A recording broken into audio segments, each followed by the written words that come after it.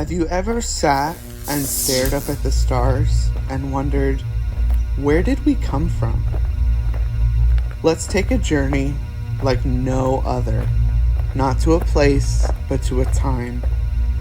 Join us as we delve deep into the human past and explore our shared human origins. Welcome to the world of paleoanthropology.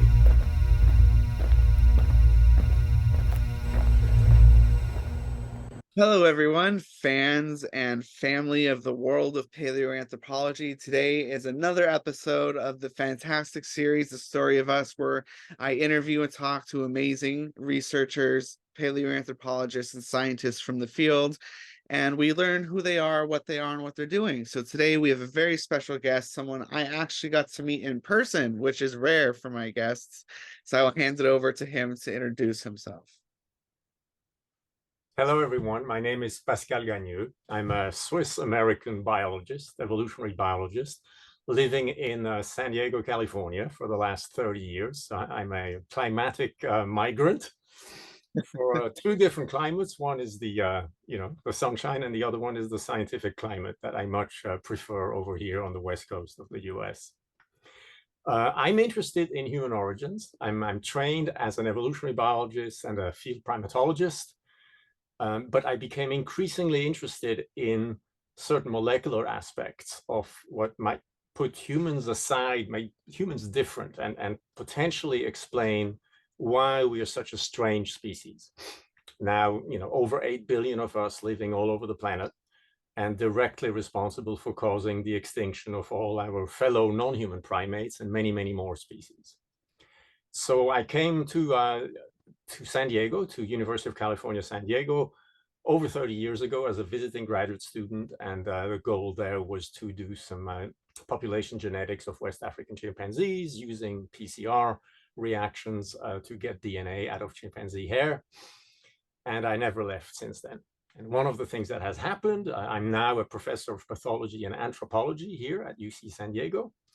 And I also have a great pleasure to co-direct this center called the Center for Academic Research and Training in Anthropogeny, or CARTA for short, which is an attempt, is an effort that's now in its 15th year. And we try to bring together people from completely different disciplines around the topic of human origins. So that includes the social sciences, the arts, the physical sciences, the computing sciences. And we try to have regular meetings 3 times a year, always around a particular topic that could range from things like the origin of storytelling and myths, our last symposium. Which was wonderful, by the way. I actually got to attend. To much more technical things that have to do with retrotransposons and how viruses are involved in our evolution, to potentially, slightly more applied things, discussing the role of the Anthropocene and humans as the planet-altering ape.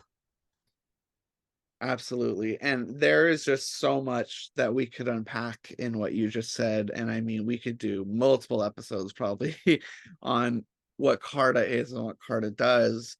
And how did CARTA, let's start with that. How did CARTA come about? It is a very unlikely story of essentially a very good colleague of mine and friend of mine, Ajit Varki, who is a hematologist oncologist. So he's a physician scientist who discovered a very strange reaction in a patient who was treated for a form of cancer where you need to administer antibodies. And antibodies used in the clinic are sometimes raised in a big animal like a horse. Right. And his patient had an immune reaction to this antibody treatment. And as he read up about what could it be in the horse serum that the patient reacts to, in the literature, people had commented that it was a particular form of sugar that horses make, but humans don't. And so humans can react to the therapeutic treatment. And that prompted this MD, who was still a practicing MD at the time. Since then, he only does research, basic research, to ask the question, oh, that's strange. We would have an antibody reaction to a molecule that you find in other mammals, such as horses. Long story short, this led his lab to discover the first molecular difference between humans and non-human mammals, which had to do with a tiny little molecule that's present on all your cell surfaces. It's a sugar called sialic acid. It's named after saliva. It's very common in our saliva. And humans have actually changed biochemically. We have lost the activity of a particular gene that is still active in all our great ape relatives. And that makes humans different in that we lack one of the two sugars that are still present in the apes. We only have the other one and more of it. Yeah. So it was a kind of an accidental discovery at the molecular level that prompted Ajit Varki to ask the questions and look around the mesa here between the Salk Institute and Scripps and UCSD to look for colleagues who share an interest in what could it be that makes us such a strange species. And that essentially started a conversation between local scientists, most of them initially not anthropologists at all. There were MDs, neuroscientists, linguists, and then eventually it pulled in some anthropologists, primatologists, like my friend Jim Moore, and Margaret Schoeninger, paleo diet people, and so forth. And that was the birth of the group that eventually became CARTA. And what was remarkable from the get-go is that different scientists from different disciplines realized they had different jargon. They would not understand some of their words. They would use the same word. A linguist will use sequence in one way. A geneticist will use sequence in another way. And so there were problems. They spoke different languages.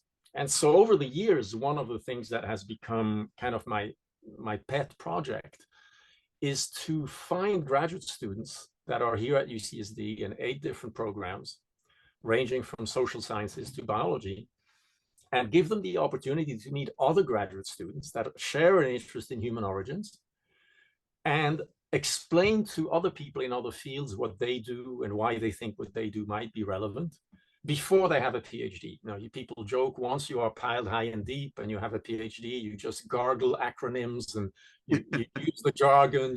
Humans display a lot, right? And we display a lot by how we speak and what we say.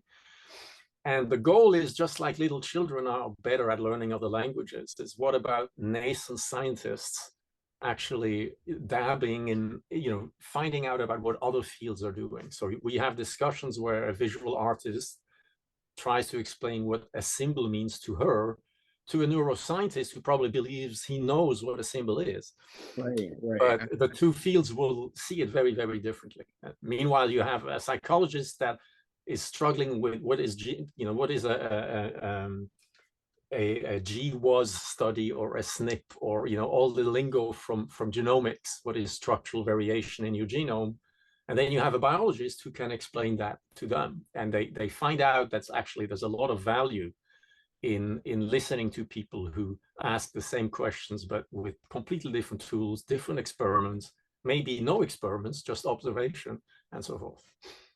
Absolutely. I mean, so basically, to sum that up, anthropogeny is studying what it means to be human in a multidisciplinary way, bringing together, like you said, you can have psychologists and geneticists coming together and trying to figure out why we are the way we are.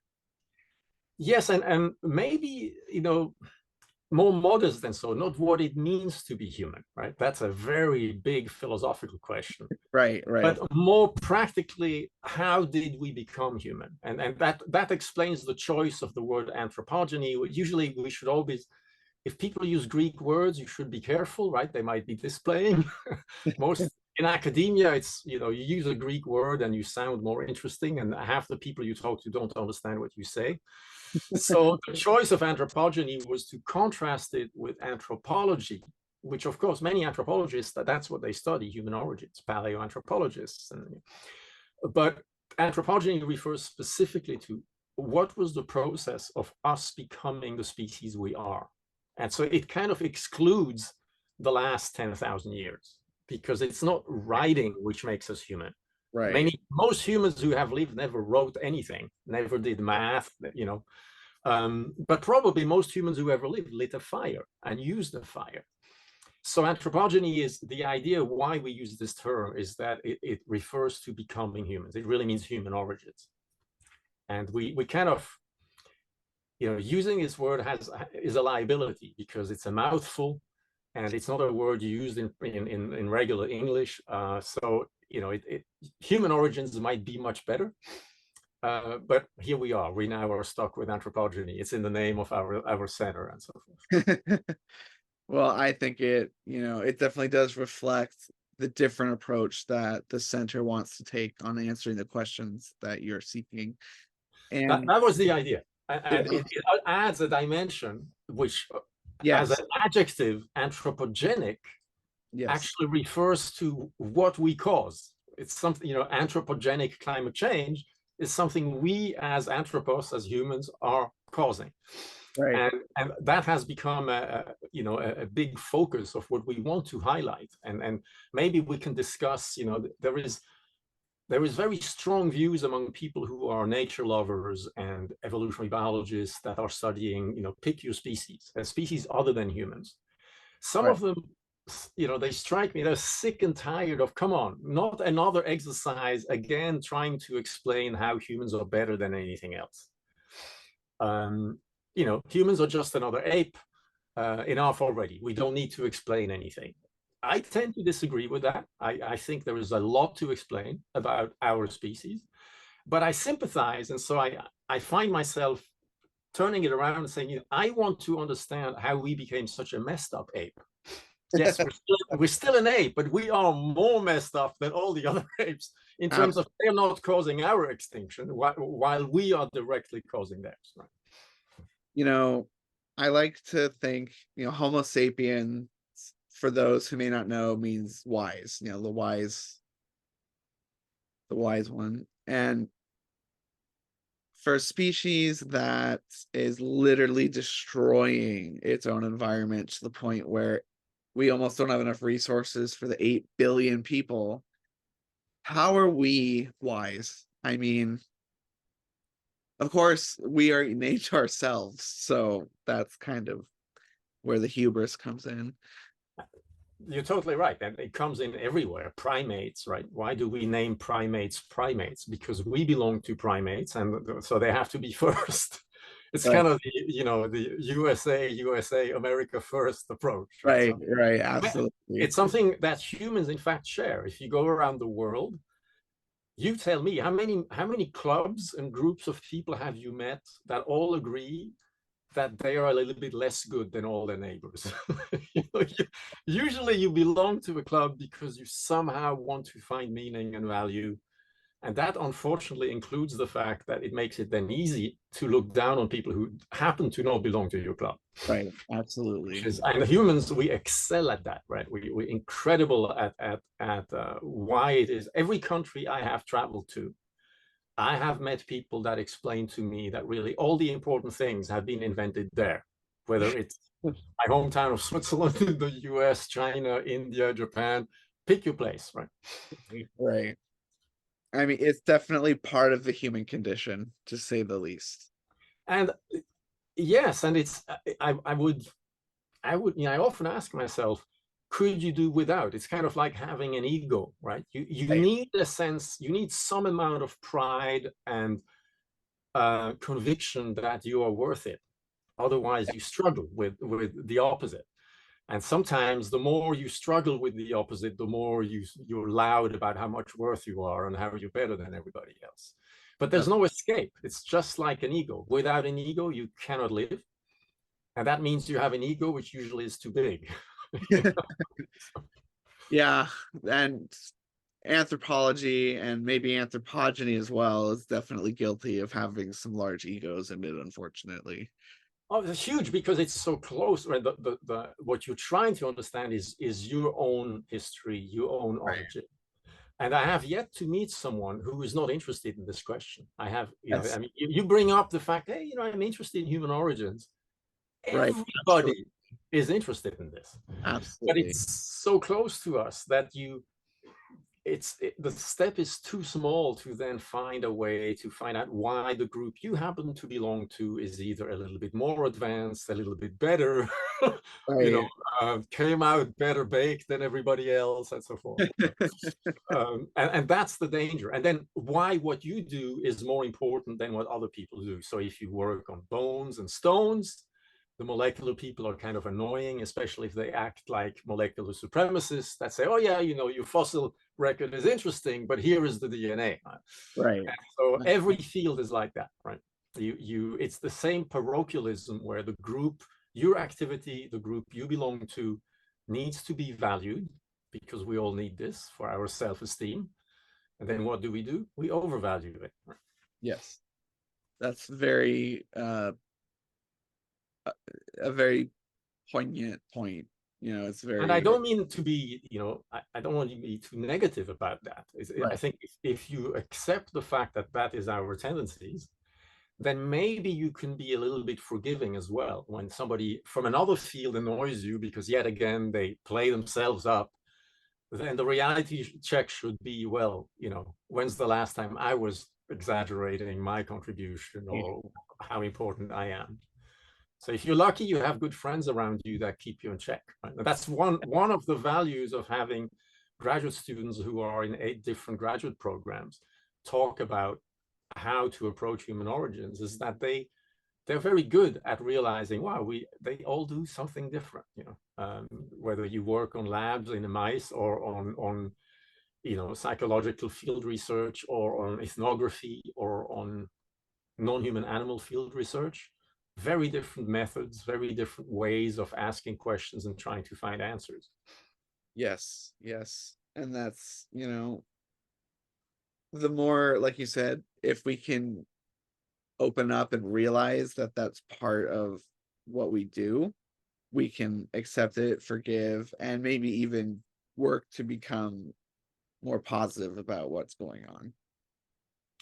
Absolutely. And add to that the fact that there clearly are aspects of human behavior that, without gold plating them, or if you look at the social instinct, the fact that humans seem to feel good when they don't act like jerks, right? When they help someone, there is something, it's almost like a drug. It feels so Yes. good if you make a little difference for somebody else. And so that's something that really fascinates me, that there's something. I was watching Chimpanzee Empire the other day. Yes. Okay. Incredible footage, and in my view, some really big missed opportunities, because they point out the rivalry between neighboring groups, and they point out, importantly, that chimpanzees don't make friends with neighboring groups, right? With the exception of fertile females that transfer.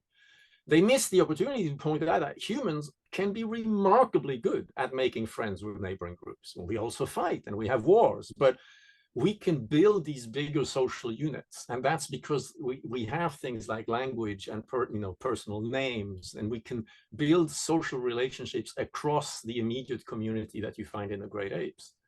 And that goes hand in hand with kind of some very strong pro-social instincts, even aversion to extreme inequality that Right. exists in humans around the world. So I think there are facets of human nature that make you feel warm and fuzzy.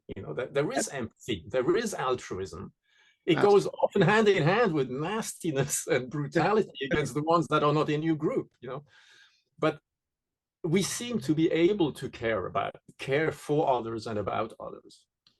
And so understanding how that became such a key part, and I'm not trying to say chimpanzees don't care about others, they do, but usually within just limited to their immediate social group. I would even argue, in the absence of spoken language, they cannot possibly care about others in another group that is not here, not now, because they don't have personal names. So how would they refer to the beta male of the neighboring group, given that the only males they have are the ones the researchers give them? they don't themselves use them. Speaking of personal names, and this is a little off topic since we're, talking about humans here. I just read an article, and I don't know if you saw it. Researchers believe that elephants actually give personal names to their family members. They have certain rumbles that they identify specifically with individuals. So that's very interesting, and it's a little bit reminiscent of two other groups of highly smart animals. One is the dolphins, where animals make signature whistles, and certain parrots, where the parrot parents have been observed making a vocalization that they train each of their chick to recognize. And it sounds very much like a name. For me, what I would like to see to really believe it is a name is that elephant A and B vocalized about elephant C in our absence. Right. Okay. And as far as I know, this has not been shown for signature whistles yet. So it's like me showing up saying, "Hey, Pascal, Pascal, Pascal," and you Right. say, They actually did say in the article that it was different from the dolphin whistles, which they akin to a Pokemon. Yeah. And I don't recall exactly what the article said, but I would suggest you do read it, because they said it was different. It was different than. Is this out of Samburu? Do you know who is that? The Ian Douglas Hamilton's group? Or? I do not remember. Okay. I definitely so. I'm not saying animals don't have. We know they don't have names, but like in the case of chimpanzees, there was a recent paper on how their vocalization is actually more complex than we had appreciated. Right. I didn't read it, but I saw the title. Yeah. But that brings up a big question. I just was lucky enough to spend a couple of hours with chimpanzees again in both Mahale National Park and Isa Valley, both in Tanzania, East Africa. And I spent a long time with many animals hanging out very peacefully, grooming, the type of situation where you and I would be telling stories. And what's very telling is those situations is precisely what chimpanzees do not vocalize. Right. So the vocalizations are very usually linked to strong emotions. It's either social stimuli where they come together and greet, or they are upset about something, or they're eating and they have food grunts and so forth. But the type of gossiping and storytelling we do, the chattering, we should just be called the chattering species. Right. You don't, I have not seen this reported in chimpanzees. So that really makes me wonder, well, if their vocalizations are so complex, how is it that they are not putting them to use to gossip about the alpha male chimps who should stop being alpha and how they depose him tomorrow morning? They're capable of deposing an alpha male by, bonding together, but it doesn't seem that they would formulate a plan like humans would using language. So that is if you can't gossip about others, which gossip is not considered to be a good thing, but luckily for us, gossip is what builds it's what builds your reputation. Without gossip, you cannot have reputation, and we know that people around us gossip, which has a profound effect on how we behave. I know that anybody watching this is going to judge me about what I say, and that has a huge influence in what I say and in what I do, right? And so it's very hard. I don't see evidence that chimpanzees have to deal with this problem. I think in that sense, they're much more Buddhist and in the here and now, and are not constantly, many of us make ourselves sick wondering about what people will think about what I was thinking and what they could be thinking, and it never ends. Right. We have a big pharmaceutical market to take care of that. Right? And chimpanzees don't seem to need it, right? They can. I'm sure they can be stressed out. They can be socially ostracized. They can be beaten up.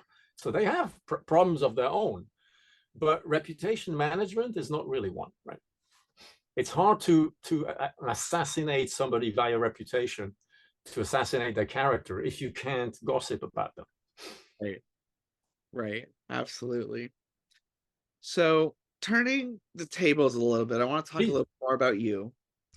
So from what I've heard and the little bit of time that I spent with you, I've learned that you're somewhat of what when I was younger, was told was called a Renaissance man. You dabble in many fields, and you are very knowledgeable about very many topics that relate to humans and to species and primates and what's going on. So I want to know, What is your favorite field or aspect of a field that you study? It could be related to humans, or it could be related to anything else. It could be photography, it could be anything. What is your peak interest? Well, that's a very interesting and difficult question. And I take the Renaissance man thing as a compliment, even though it refers to white old dudes or dwems, right? Dead white I European guess it males, does. You're right. of which I will soon be one. You know? um, but this idea that during this period in Europe called the Renaissance, people rediscovered old ideas and realized the importance of maybe paying attention to more than one thing is very attractive, Mhm. but of course comes with a huge price, right? Because it's a trade-off between being an expert at something and being someone who's interested to see the context, and then by necessity is not an expert at most of these things, Mhm. because you have to dedicate your life to one thing if you want to become the expert in that thing. So that's an interesting, I find myself, for me, it's kind of a niche. I realized at some point that I was able to talk to field primatologists, genome scientists, psychologists, and linguists, and archaeologists. And even though I wasn't really any one of those, Mhm. uh, I got a lot out of it, and I could mediate interactions between these researchers. And that's kind of why I stuck with CARTA, and it seemed appealing to me. And I was the associate director of CARTA for many, many years. I kind of lucked out. I finished my PhD right around the time where the whole thing was founded, and I was the only graduate student around before that. And now I have the honor of inviting a lot of other graduate students into this process. And I find that they do, many of them are interested in looking at what other fields are saying about this. But with regard to what my favorite thing is, I know I put you on the spot here. I would have to say that it is that I feel I've been extremely privileged that I now study molecules that are smaller than anything you can see. They're a nanometer big, which is 1 billion times smaller than you and I. So you can't see them. So you use indirect ways of seeing them. But because I've spent, hundreds of days in the rainforest in West Africa with chimpanzees, at heart, I'm still a behavioral ecologist that is interested in organisms that live in the field where most of evolution has happened, not in a lab. And so the idea to think about minutiae of molecules now here in my lab and how they relate back to the ecosystems and the organisms, that it was populations of organisms that evolved, that led to what I now observe. That fascinates me. That I'm many of my colleagues who are molecular biologists don't have population thinking. They don't really think about, sometimes they think about the organism, sometimes not enough. Sometimes they just think about the cell and they see it as a machine. They seem Right. to forget that it evolved, but it evolved as part of an organism that reproduced. If it didn't matter for what is now here, and it Right. was part of a population. And over the ages, what changes are not the individuals, they are just born, maybe reproduce and then die, but it's the population that changes. And that's what has led to this strange population of 8 billion of us that now live all over the planet. So it's a kind of a cop-out. I'm not identifying a field. What I really enjoy is the fact that I can think about molecules and somehow still think like an ecologist or a behavioral ecologist. Yeah. And it has served me, I've written a couple of reviews on the ecology of molecules on the cell surface. So, sitting in a rainforest for hours on end, whole days, watching what chimps do in a huge canopy has partially motivated me to write about what is on cell surfaces as a molecular rainforest with different trees and vines and undercover, a landscape that has to be, mitigated or navigated through by viruses and bacteria that either infect us or help us by being our symbionts. So that's those two extremes, from like nanometer molecules to kilometer landscapes. That's what I like thinking about. And that's wonderful, that you one, I'm so happy that you have found something that you can focus on that it seems I mean, I saw that smile on your face when I asked you the question, and I know that smile because it means you're thinking about what drives you and what gets you up in the morning and I have not met a single person in this field, in this overall field of the study of human origins, who is not just absolutely passionate about what they do. I think you have to be because Yes, you have to. so much of it is so meticulous that if you're not so passionate about it, you're gonna lose a few marbles, I think. There's that, and then I wonder sometimes if that's something I have to think a lot about. Now thinking of how do I move CARTA forward, make sure that we are around for to do more of the stuff I think is exciting we do. When you study human origins, one knee-jerk reaction is, "Oh, what a ivory tower exercise that is!" Like, and you get paid to do that.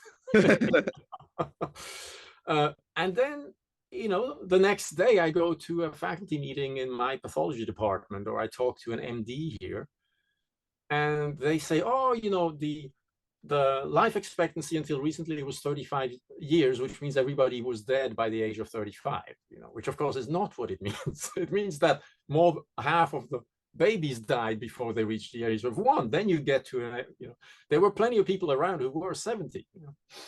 And these kind of super naive notions that, oh, before antibiotics, everybody was dead by 35. And, oh, what? You mean humans breastfeed for 2.5 years? Where did you find this?"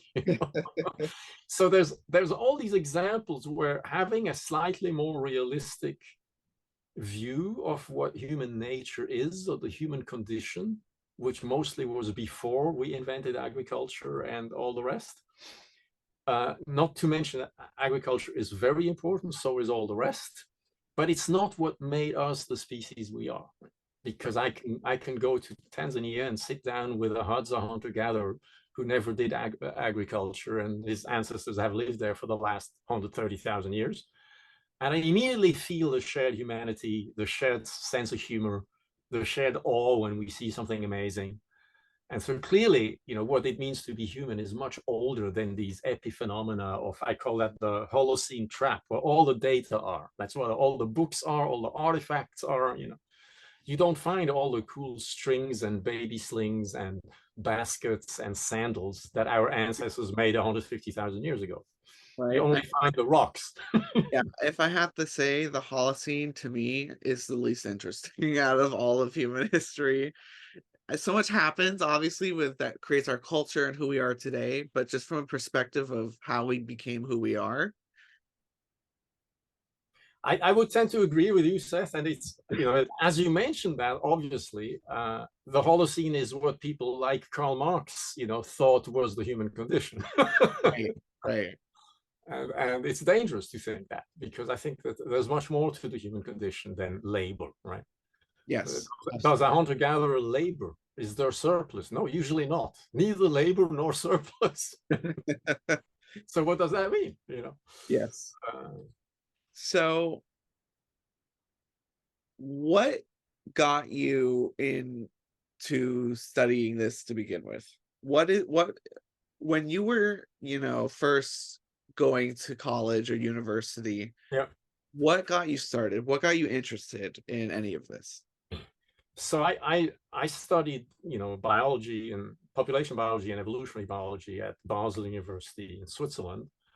And the key motivation was kind of a profound biophilia I had. Ever since I was a kid, I grew up middle class in a Swiss city with no pets. I Mhm. always loved animals, and I started gardening as a little kid. And I blame my grandmother. I thank my late grandmother for that. She was a born naturalist with a big garden in the Swiss Alps, and she taught me how to garden, and that gave me the biophilia bug. I just like living things. And so I traveled through Asia for almost 2 years before I went to college. And when I came back, it was clear to me that I would study biology. So I studied biology and became as a Swiss landlocked person, fascinated by the ocean. I was actually applying for a semester at sea in Woods Hole, Mm. Massachusetts. Wow. And then everything changed because I met a primatologist, Christoph Boesch, who was the former one of the former directors of the Max Planck Institute for Evolutionary Anthropology in Leipzig, Germany. He was just coming back from the field in West Africa, and he was looking for a student to run his field site with the chimpanzee that him and his wife Hedwige Boesch had habituated and started to study. The chimps that hunt a lot and crack nuts with stone hammers and so forth. Right.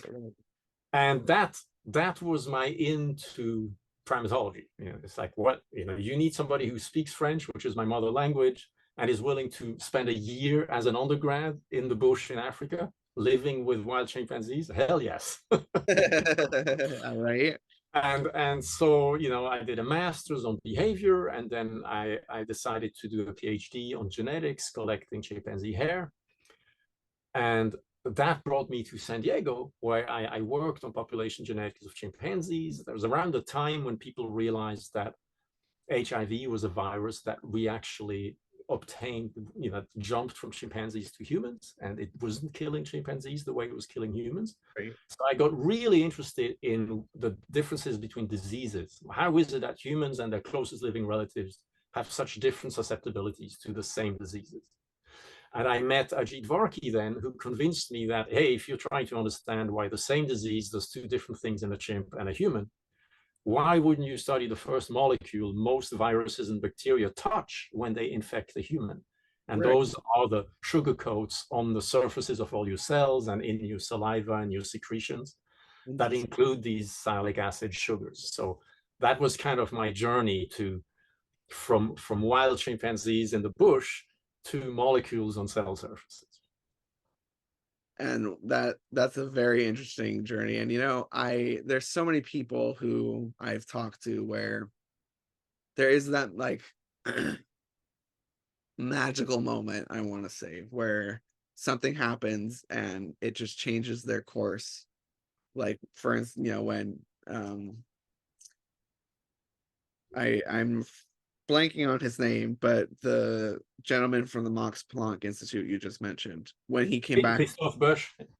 yes, when he came back from the field, I mean, that was the moment that I think, obviously, as you mentioned, everything changed. And luckily for the rest of us, it did, because I think what you've contributed to the field and what you've done for CARTA and everything has just been very impactful. And I want to know where you see yourself and CARTA, and maybe they're together in this, in the next 5 years. Yeah, well, thank you for your concern. I wish I knew, but this is a question about what I hope we are. Right, exactly. I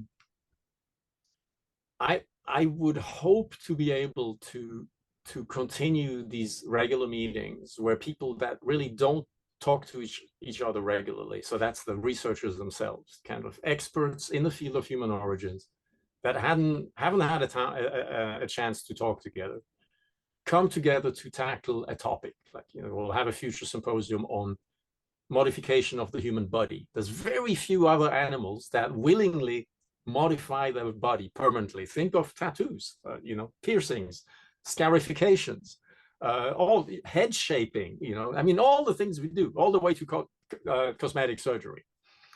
So I want to continue finding the most exciting topics, sometimes really surprising ones that most people assume all other animals do as well, to continue highlighting why it is that we are such a weirdly ticking ape. Yes. But in the process of doing that, I also want to introduce regular meetings that address absolutely urgent issues such as, public health, inequality, climate change, and the huge cost of mostly male-driven violent conflicts in our species. Yes. So I don't want to pretend that CARTA is going to solve practical problems, but my hope is that we are recognized as an effort to try to discuss really important, deep, big questions about what it is, what we mean by human nature, and in doing so, highlight really important things, important problems, and contribute ways that don't forget that this is part of human nature. some of the worst things that have happened in the last century, I would chalk up to misreading human nature. On the left, usually, oh, everybody is wonderful, just give them everything and everybody will be on their best behavior.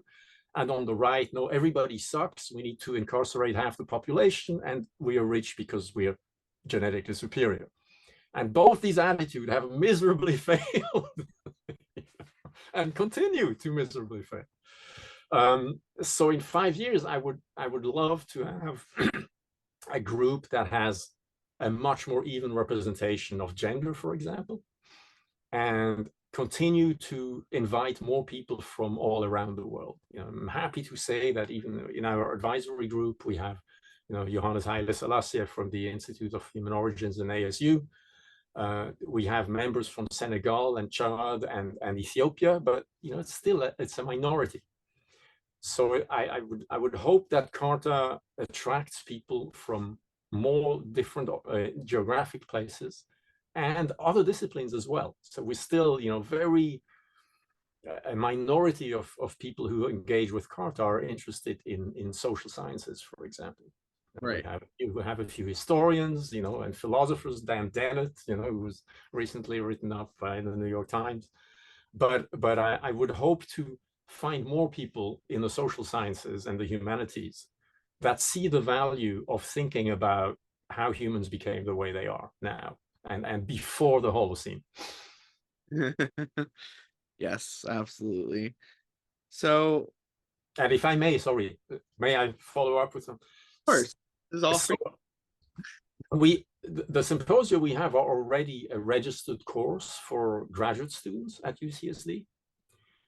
But I really hope to create a lot of opportunities for undergraduate students. I teach large classes with undergrad students for, public health majors and global health majors, biology majors, anthropology majors. And I think with relatively little effort, we can generate some really good opportunities for large numbers of undergrads who have an interest. And I know they have an interest in human origins because every human has an interest in human origins. And over the last few years, I've started, advertising all these symposia, but we're thinking about creating undergrad tracks for anthropogeny, for human origins. I think that would be a great opportunity for a lot of people. And I think it would benefit the field at large in a very positive way. Well, in the end, it's always the next generation that will set the tone. Exactly. And you blink twice and you belong to the former generations.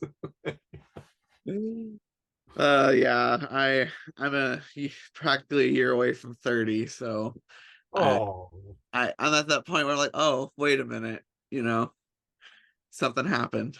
But so, if you could change anything about how the field is going, whether procedurally, ethically, or philosophically, what would it be? What is something that you view needs to be altered for us to move forward in a more competitive way? That's a very good question. One thing that immediately comes to mind is I had the huge privilege of visiting Atapuerca this summer. And Atapuerca now has over 500 people digging for 5 weeks solid in 12 different teams or so every summer.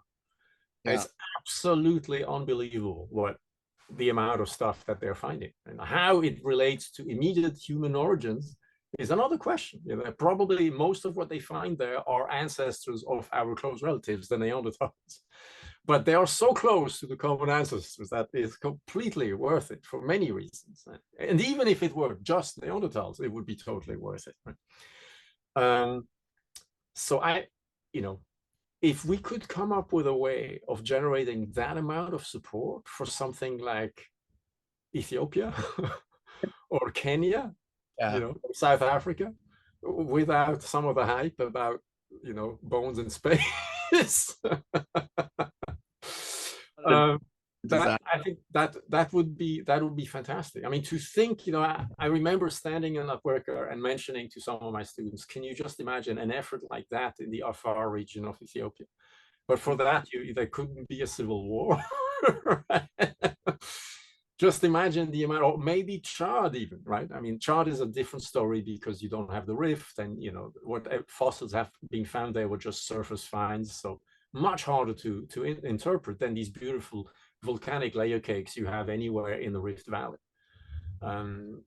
So that's one thing that field, paleoanthropology should really be supported for field research as well, not just for the really important analysis that increasingly have all these fancy technologies from stable isotopes to synchrotron scanning, which is all fantastic. Right. I have a certain fear that the kind of supremacy of molecular biology in terms of funding, right? Very often labs that study, archaic DNA by integrating genes into living cells. It's a completely new tool we did not even dream of. 20 years ago, we didn't know we would have a Neanderthal genome, or for crying out loud, a Denisovan, so two extinct genomes, right, at fairly high resolution. And we certainly did not dream of the possibility of grabbing brain development regulating genes from these genomes, putting them into a human cell, and then watching what happens in a dish in a totally ethical way. You're not hurting a single animal, and you can do it in a chimp cell or in a bonobo cell, and you can humanize a chimpanzee and Neanderthalize a human body. And of course, it's never the whole organism, it's just the cell. Right. So that's a certain fear I have, that these people who do this usually do not think about populations, and they do not think about organisms in an environment. Starting with the uterine environment, right? That's a big problem in cloning. If you really want to clone a species, you need the uterus of said species to gestate it, and you don't have that. So these kind of simplistic views that there must be a gene for humanity or so, those scare me a little bit. There clearly are genetic changes that have massive effects on what happens in our brains, and we have two really good lines of evidence for that. You can take these genes that differ between humans and Neanderthals, put them in change them in the human cell to the Neanderthal setting, and you see big problems in development. And some of these same genes, when they are naturally mutated in our fellow humans, these kids never speak. Right? These kids have profound neurological phenotypes that are derailments of a typical development. So those are telling us a lot. They're telling us that, to develop a human that is capable of language and most things that most people are capable of, things have been tweaked in the last 500,000 years to allow what we do, which does not mean Neanderthals were less than us. It just means they were different enough from us that their highly sophisticated neural development had evolved independently from the one of our lineage. And when you bring them together, there seem to be incompatibilities. So the worry about the strictly molecular approach is that people forget the societies, the groups, the profound effect that culture has on you. I mean, I gesticulate a lot, and our hands are a testimony to, it's our tools that made our hands, right? Yes. And if ideas such as making tools, including all the tools that have rotted away a long time ago, like a baby sling, by twirling fibers with your hands, if those can shape your anatomy, then just finding the gene that's responsible for the longer length of our thumb, allowing all these typical human positions, is not going to explain why the hand is like that. It's a readout of something that it was an idea at the beginning that pushed the biology. And I think